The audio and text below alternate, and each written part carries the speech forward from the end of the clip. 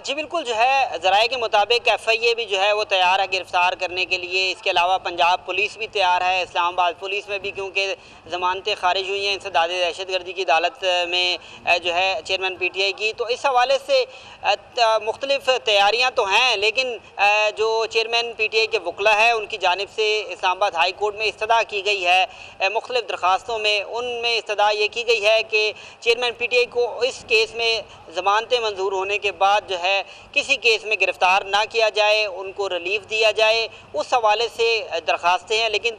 تاحال جو ہے ٹیک اپ نہیں ہوئی۔ اگر وہ ٹیک اپ ہوتی ہیں، عدالت کا کوئی حکم جو ہے وہ سامنے آتا ہے، پھر ہی چیئرمین پی ٹی آئی کی رہائی جو ہے ممکن ہو سکے گی، ورنہ کسی اور مقدمے میں جو ہے چیئرمین پی ٹی آئی کو گرفتار کر کے اٹک جیل میں ہی رکھا جائے گا ذرائع کے مطابق۔ جی تو عثمان، سزا معطل ہوئی ہے کیا؟ فیصلے میں یہ کہا گیا کہ نااہلی بھی ختم ہو گئی؟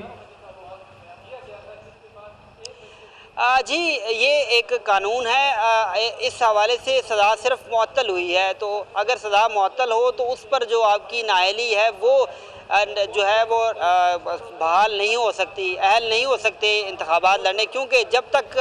باضابطہ کیس نہیں چلتا اس سزا کے حوالے سے دونوں فریقین جو ہے متعلقہ فریقین وہ دلائل نہیں دیتے۔ دلائل دینے کے بعد عدالت فیصلہ کرتی ہے کہ یہ سزا غلط دی گئی تھی، تو اس کے بعد ہی جو ہے ان جو چیئرمین پی ٹی آئی ہیں وہ اہل ہو سکتے ہیں انتخابات لڑنے کے لیے۔ اور الیکشن کمیشن جو ہے وہ باضابطہ ایک نوٹیفیکیشن جاری کرے گی، کیونکہ الیکشن کمیشن نے ہی جو ہے وہ نوٹیفیکیشن جاری کیا تھا جس میں چیئرمین پی ٹی آئی کو نااہل قرار دیا گیا تھا 5 سال کے لیے۔ پہلے یہ ٹرم جو تھی وہ تاحیات ہوتی تھی، مانی جاتی تھی، لیکن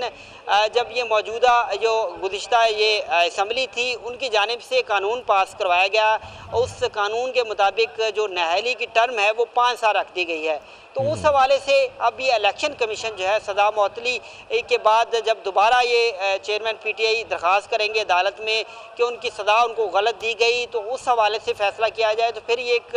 دوبارہ پروسیڈنگ ہوں گی، اس میں تمام چیزیں دیکھی جائیں گی، نقائص دیکھے جائیں گے، چیئرمین پی ٹی آئی کے وکلا کی جانب سے عدالت میں وہ پیش کیے جائیں گے، دوسری جانب سے الیکشن کمیشن کے وکلا عملہ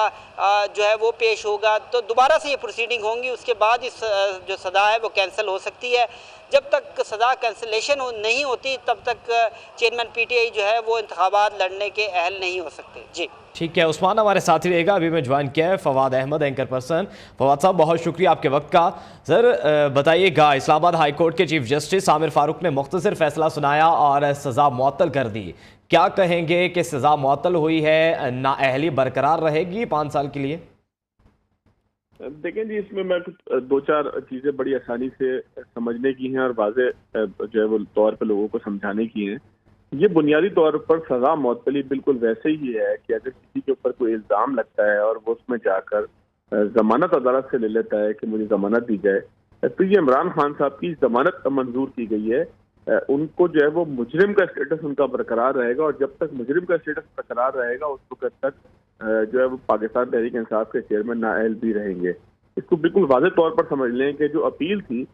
جو کورٹ کے اندر جو ہے وہ درخواست دائر کی گئی تھی، وہ اس بات کی تھی کہ خان صاحب کی سزا معطل کی جائے۔ اب ظاہر ہے کہ اس کے بعد عمران خان صاحب کے وکلا کے پاس ایک آپشن یہ ہے کہ وہ عمران خان صاحب کی سزا کے خلاف اپیل کریں، اور پھر جو کورٹ فیصلہ کرے اس کے اندر جو ہے وہ اگر بری ہوتے ہیں تو پھر وہ تمام چیزوں سے بری ہو جائیں گے، جس میں نااہلی بھی ہے اور توشہ خانہ کی چوری کا الزام بھی ہے۔ لیکن اگر اس وقت تک عمران خان صاحب کے اسٹیٹس کی بات کریں، پاکستان تحریک انصاف کے چیئرمین کے اسٹیٹس کی بات کریں، تو وہ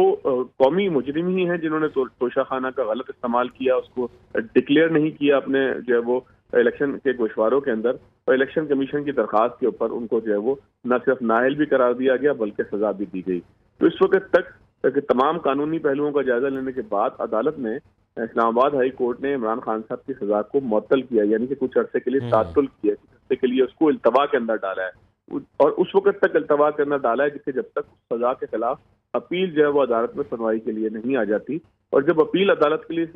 میں سنوائی کے لیے آتی ہے تو پھر اس کے پروسیجرل ایک پورا طریقہ کار ہے